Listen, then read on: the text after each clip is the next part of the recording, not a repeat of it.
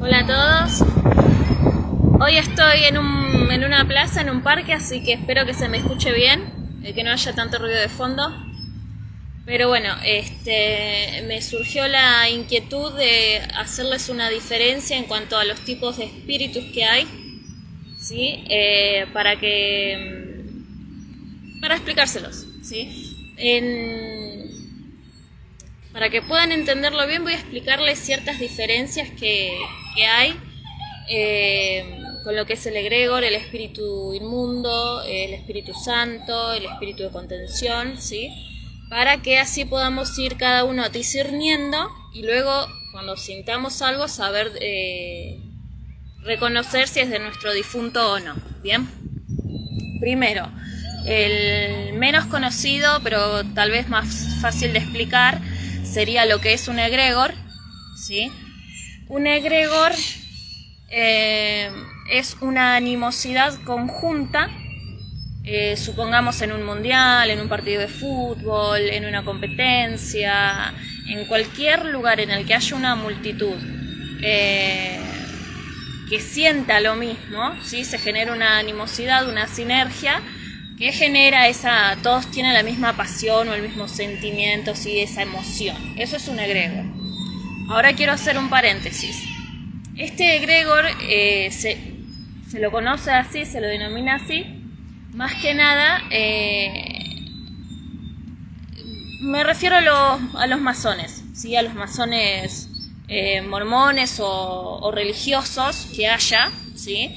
Y que sean tan devotos de su fe que crean que toda la manifestación positiva que sienten dentro de la sala de la reunión de la tenida es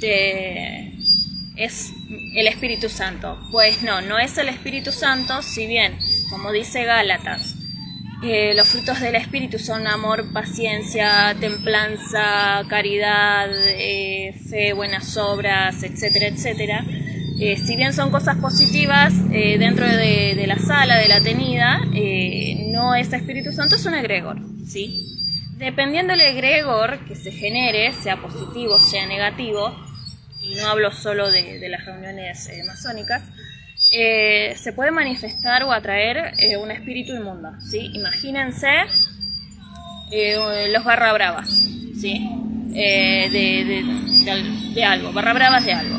O simplemente un grupo de personas que tienen una animosidad brava, ¿sí? Están bravos con alguien o contra algo. Entonces, ¿qué pasa? Disturbios, etcétera, etcétera, ¿sí? Eso es un egregor, es la animosidad conjunta. Ahora bien, tengo entendido que los evangélicos, y no sé qué otra denominación religiosa, denominan que podemos estar, no sé si atados o ligados, como sería la palabra, pero supongamos está el espíritu de seducción, el espíritu de la gula, el espíritu de la avaricia, el espíritu, y así cada situación y emoción que uno tenga o que suceda. Entonces, no es del todo así según tengo entendido, ¿sí? Quiero simplemente ahora lo que voy a decir es para hacer una diferencia. No digo que no sea así, pero quiero que se entienda mejor. Eso por un lado. No es que no esté el espíritu de seducción o el espíritu de la gula. Yo considero que todo espíritu, incluso los de la depresión, ¿no? Cuando estamos mal, o el egoísmo, no es que sea un espíritu en sí, sino que los espíritus inmundos que rondan la tierra y que nos conocen tanto como Facebook y Google, nos dan esas sensaciones de desvalorizarnos o de sensaciones negativas, ¿sí? Eso no es un egregor porque no hay una animosidad conjunta, es un espíritu inmundo, en todo caso, que nos estaría induciendo a creer cosas erróneas como que no tenemos valor o bueno, no hay solución para la situación que estamos pasando o que mejor es robar para poder tener lo que uno quiere, o mejor es engañar, o vamos a hacer chismes de alguien, ¿sí? Eso es un espíritu inmundo. Ahora bien, hablando de espíritus inmundos, estaba leyendo Samuel, creo que era capítulo 16 o 18, en el que Saúl está sintiendo una envidia patológica hacia David, la creciente popularidad de David en el reino, y cuenta de que de noche lo atribulaba un espíritu malo de parte de Jehová. Bien, esto no es así. Dios no manda que nos pasen cosas malas. Dios lo permite, que es diferente. ¿Cómo se los explico? ¿Recuerdan en la historia de Job que dicen Dios mandó un fuego sobre los parientes o el ganado y todo desapareció? Bueno, versículos antes, Satanás se presenta a Jehová pidiéndole que le entregara a Job para zarandearlo como a trigo para ver si realmente amaba a Dios por ser un buen siervo o era por todo lo que Dios le había dado, ¿no? Entonces, aquí la palabra clave, el concepto clave es que Dios lo permitió. Dijo, está bien, te permito que lo zarandees como a trigo, pero no le quites la vida, ¿sí? Entonces, así pasa con nosotros y nuestras tribulaciones. Aparte, tenemos que entender, una vez que nacimos en este mundo, es para enfermarnos, para crecer, para envejecer y estamos sujetos a pruebas, y el objetivo principal es, como se le dijo a Abraham, los probaremos en todas las cosas para ver si harán todo lo que Dios le mandare. Si es tener fe, esperanza, vencer al mundo, etcétera, etcétera. Bien, retomando. No es que Dios permite, o en este caso de Saúl, no es que Jehová lo atribulaba, ¿sí? Estamos hablando de una persona, ya cuando estás ideando matar a alguien o simplemente dañarlo mediante el chisme, una campaña de difamación narcisista. Entonces todo eso te está hablando de un patrón de conducta, un rasgo de un narcisista estructurado, ¿sí? No es que el diablo te hizo hacerlo, ni que Dios te empujó, ni que te abrió el camino y te dijo ve y haz justicia. No es así. Entonces, ¿qué quiero decir con esto? Que Dios no es que lo atribuló mediante un espíritu malo. Dios no tiene nada malo, no hay nada impuro en el reino de Dios, ¿sí? En este caso de Saúl, como en muchísima otra gente, lo estaba atribulando su conciencia, que es lo que pasa con los psicópatas y los narcisistas, ¿sí? No es que tienen una conciencia a nivel empática y dicen, ay, pucha, me siento mal por lo que hice, sino que es la culpa, pero la sienten a un nivel como si fuese un malestar estomacal, como para que se entienda, algo que saben que pueden solucionar y no revertir, ¿sí? Nunca van a enmendar el error. No tienen la capacidad de arrepentirse. ¿Por qué? Porque tienen el alma cauterizada, tienen falta de afecto natural, como dice la Biblia. Entonces, al no saber sentir ternura, amor, arrepentimiento, y más que ellos no creen en la justicia, creen en la venganza y en el derecho. Yo tengo derecho a porque me hiciste tal cosa. Entonces, cuando entendamos eso, vamos a entender que no es que están poseídos, ¿sí? Gálatas describe los frutos del espíritu, ya dijimos, con fe, esperanza, caridad, amor, buenas obras, bla, bla, bla. Hay un caso particular que yo les digo narcicristianos, que son cristianos narcisistas. Cuando digo cristianos, no digo una denominación religiosa per se. Me refiero a toda persona que cree en Dios, que quiere ser un fiel seguidor de Cristo y que se esfuerza por ser buena persona, ¿sí? Entonces, hablamos de Cristo, nos regocijamos en Cristo, creemos en Cristo, etcétera, etcétera. Bien. ¿Qué les iba a decir con esto? Los narcicristianos conocen todo buen concepto, toda buena ley civil, penal, moral, espiritual, y aún así son los seres fríos y déspotas que son, ¿sí? ¿Cómo se explica esto? ¿Que Dios lo permite? ¿Que Dios lo mandó a poseer? No. Significa que es una persona hipócrita que se vale de mentiras, de la hipocresía, de la manipulación,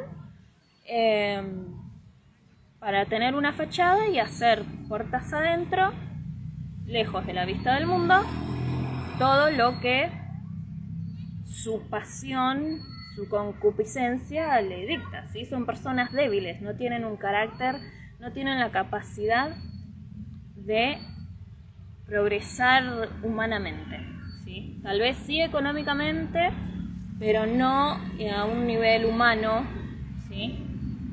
Entonces, reitero, no es que son seres poseídos por el diablo, no son seres que Dios vaya a perdonar por todas sus obras, no es que porque ante los ojos de los hombres tienen un llamamiento, un puesto de liderazgo importante y Dios los perdonó, no, en todo caso Dios está dándole la oportunidad de que aprenda y se arrepienta, o bien simplemente está bebiendo condenación para su alma, ¿sí?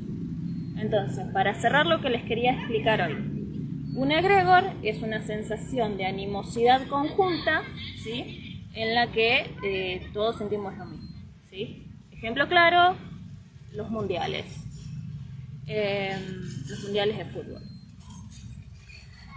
Luego tenemos los espíritus inmundos, que son los que se disfrazan de absolutamente todo, lo que luces, energías, nuestros difuntos, duendes, lo que sea, para confundirnos, no simplemente torturarnos o burlarse de nuestro dolor, sino simplemente distraernos del verdadero camino de Dios, ¿sí? Ustedes tengan en cuenta que el psicópata narcisista original es Satanás y Dios tiene un plan, ¿sí? Un propósito para nosotros, y como todo buen psicópata, Satanás lo que hace es imitar, distraer y alejar, ¿sí? De los buenos propósitos, o en este caso los psicópatas con nosotros alejan a la gente de nosotros, nos aíslan. Luego los frutos del Espíritu, ¿sí? Los frutos del Espíritu Santo, como dijo Gálatas, se dice en Gálatas, son cosas que se generan a medida que uno va creyendo y se esfuerza en el discipulado, ¿sí? Y luego tenemos el espíritu de contención, que es el que genera chismes. O sea, si no estamos haciendo caso del Espíritu Santo, evidentemente estamos haciendo caso del espíritu de contención, ¿sí? Si estamos haciendo un chisme sobre alguien, los queremos dañar, estamos contendiendo. Si vemos a alguien llorar y no lloramos con los que lloran, entonces estamos dejando que esa persona sufra, estamos contendiendo, no estamos haciendo caso al Espíritu Santo, estamos haciendo caso al espíritu de contención, ¿sí? Entonces, si de repente engañamos a nuestro cónyuge, no es que viene un espíritu de seducción y nos hizo caer, no. Fuimos en contra de toda lógica, ¿no? Y sucumbimos a nuestras concupiscencias y hicimos caso al espíritu de contención, porque luego vas a contender con tu pareja y se va a romper una familia, ¿sí? Entonces, el contrario, a ver, para que se entienda. Contrario del día es la noche, contrario de Dios es Satanás, contrario del Espíritu Santo es el espíritu de contención, ¿sí?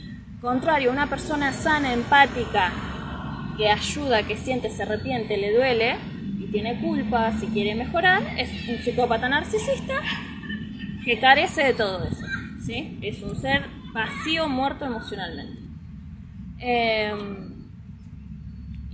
Espero que se haya entendido la idea, ¿sí? No es que Dios nos manda pruebas o nos manda a sufrir, sino que lo permite para que nosotros nos aferremos a la fe en Él, logremos los frutos del Espíritu, y venzamos al mundo. Todo lo que no sea de Dios es del diablo, ¿sí?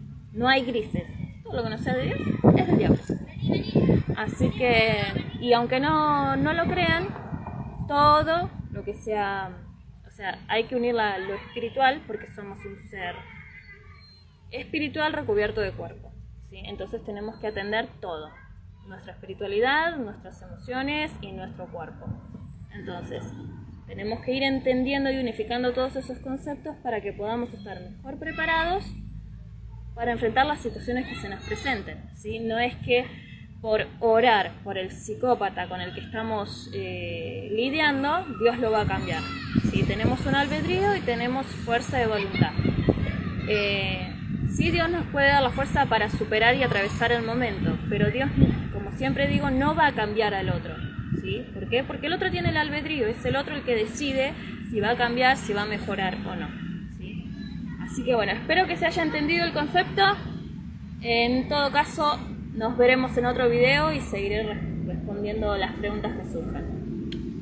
Nos vemos.